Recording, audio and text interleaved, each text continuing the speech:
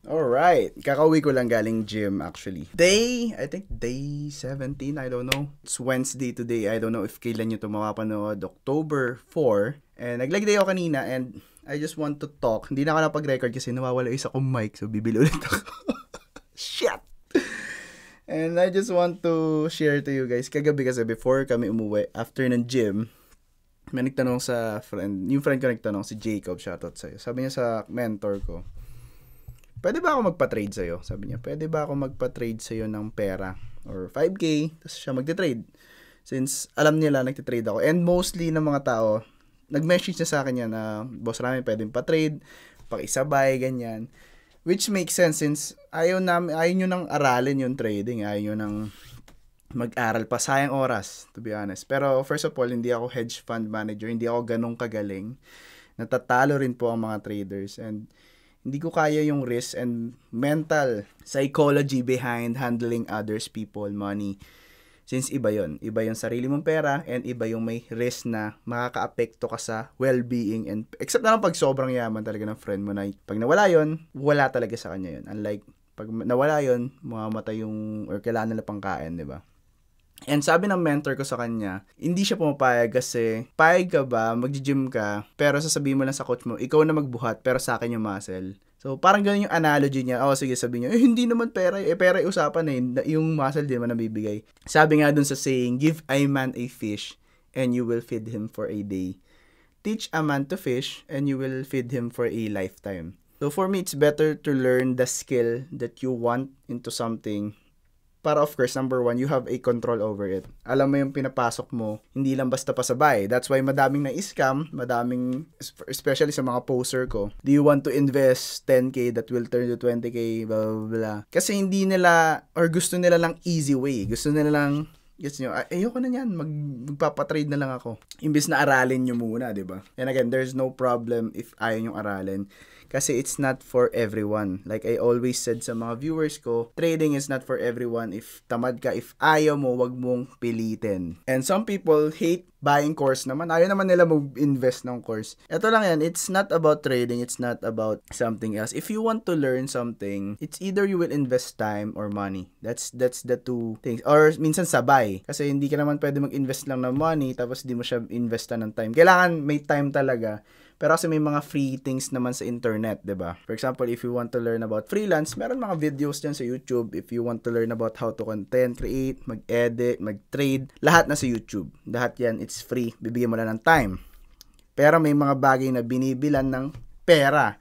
Courses, seminars, webinars, I don't care. But yung mga ibang tao, nilolook at it as a scam na eh. Kasi ang dami nang naglalabasan na course, which is understandable. Kasi there's some course na hindi siya worth ng penny nyo or ng pera nyo. Which is, even me, nagtatry na ako nun. Pero at some point, syempre, may natutunan pa rin ako. Kunin mo yung kailangan mo. And tagal hindi mo kailangan. That's my motto kasi sa mga ganyang courses since hindi siya may iwasan. It's ano na talaga, kasama na siya sa binayaran mo. So risk na rin 'yon. Actually, studying is also a risk din eh. Pero yeah. But the perks of having paid things, for example, nakaayos na yung videos, hindi mo na kailangan mag-research, etc. Mas okay yon and mas madali ka matututo. Pero kasi, in terms of learning, dami na namin students. Iba-iba talaga ng learning style. Some people, nakakapasa ng trading funded trader, 6 months, iba 1 year, iba 5 years na nagtitrade, nagpapaturo pa rin sa amin. Nagigets nyo? In terms of growth naman sa isang bagay, iba-iba tayo ng things. Sa pagbabasa, sa business, sa life. Iba-iba lahat eh. Hindi mo pwedeng sabihin na, ba't si ganito ang bilis? Bakit si ganyan ang bilis? Diba? Kaya nga, I think for me, yung mga self-made lang mostly yung parang nagsasabi na, hindi, kaya niya kasi nagawa ko.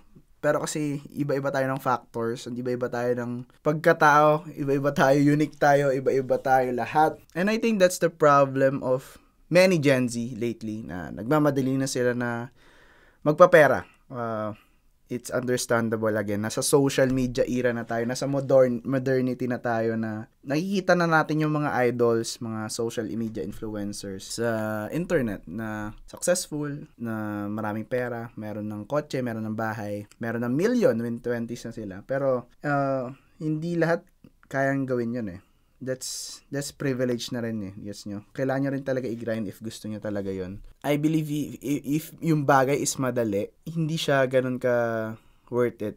Hindi siya ganun ka. Wala namang madali. If gusto nyo na madali, it's either may scam kayo or sugal. Or sa sugal, madaling manalo, madali rin matalo. It's not easy as that eh. Sabi nga lang sa trading is the easiest way to earn hardest money, I think. Hardest way to earn easiest money. Madali lang siya if titingnan mo. Kasi trading is basic eh. Isipin mo lang, if long, tataas yung market. Pag tama ka, panalo ka. If talo ka, talo ka. If mali ka, then mali ka. Same lang rin. If titingin mo, bababa yung market, mag-short ka, pag nanalo ka, may pera ka. Easy, diba? Pag isipin nyo, dali lang. Huhulaan mo lang kung tataas or bababa, tas kikita ka na. Pero, maraming factors. Merong emotional, psychological, yung risk, yung market, yung mga things na hindi mo nakokontrol.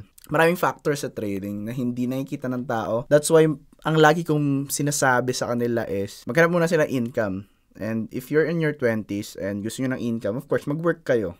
Hindi nakaka-degrade yung pag-work. Sabi nga sa, I think, episode 13, kasama ko yung mentor ko, hindi nakaka-degrade if mag-work ka.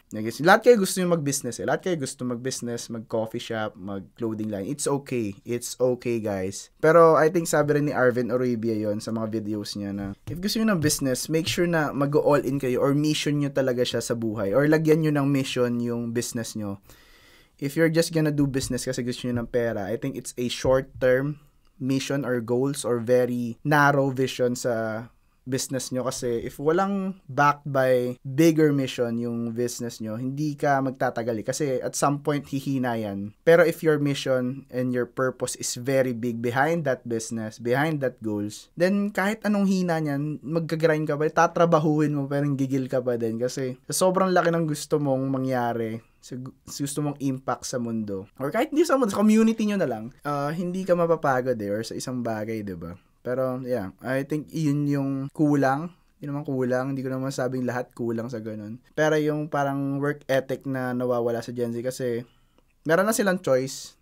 Meron na tayong choice. Choice is very okay, very good, very privileged tayo sa time natin na pag ayaw natin ng environment, basta tayo kasi pangit yung community, pangit yung workplace, hindi good sa mental health ko. Basta tayo kasi we're privileged na meron choice. Pwede tayo mag-work from home, pwede tayong ganyan. So, it's a privilege advantage pero meron rin paradox, that paradox of choice. Pag marami kang choice, mahirapan ka. Marami kang option, mahirapan ka.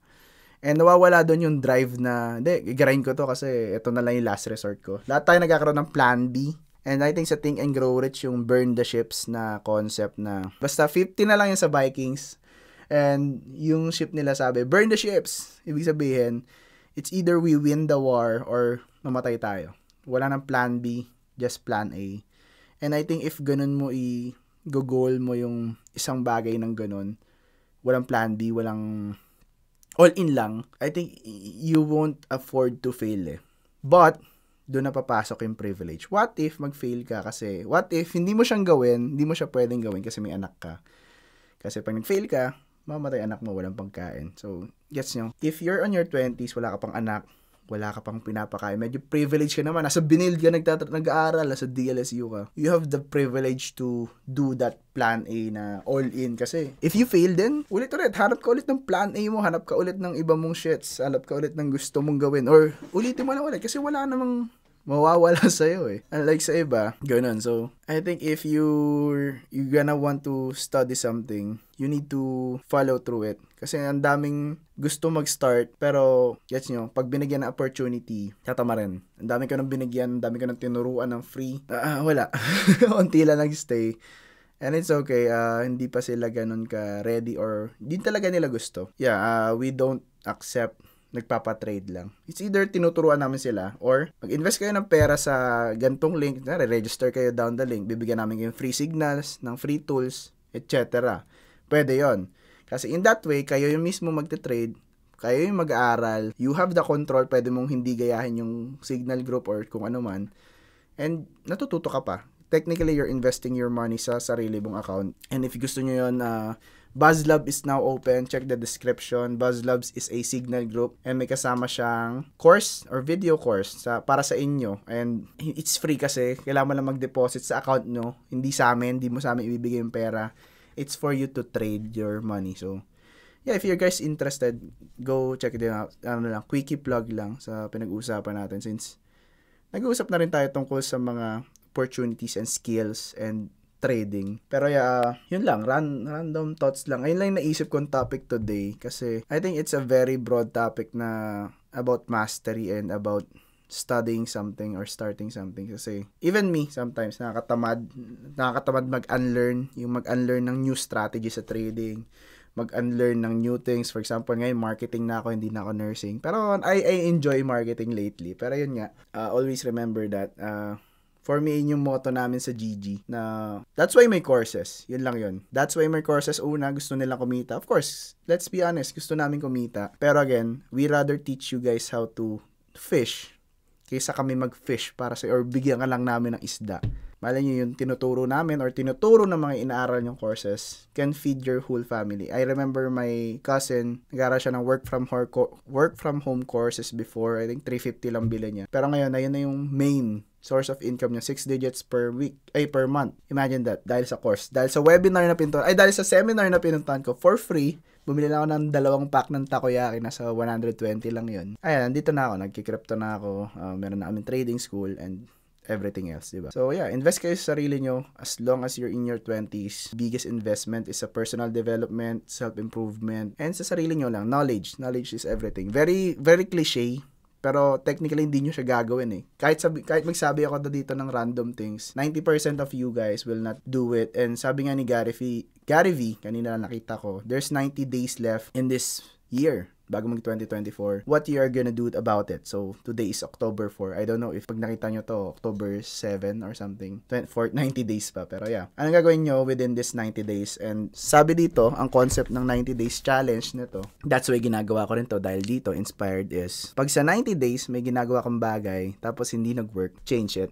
Palitan nyo. This 1 million in 90 days, hindi naman ibig sabihin 1 million agad in 90 days. For example, you need to earn 5K within 90 days. Tapos 90 days, wala ka na-earn. Hindi ka nag-earn ng 5K. Then there's something wrong sa system, sa process mo. Within 90 days, pag hindi naging 4K subscriber to or naging 55K followers ako sa TikTok, there's something wrong sa contents ko.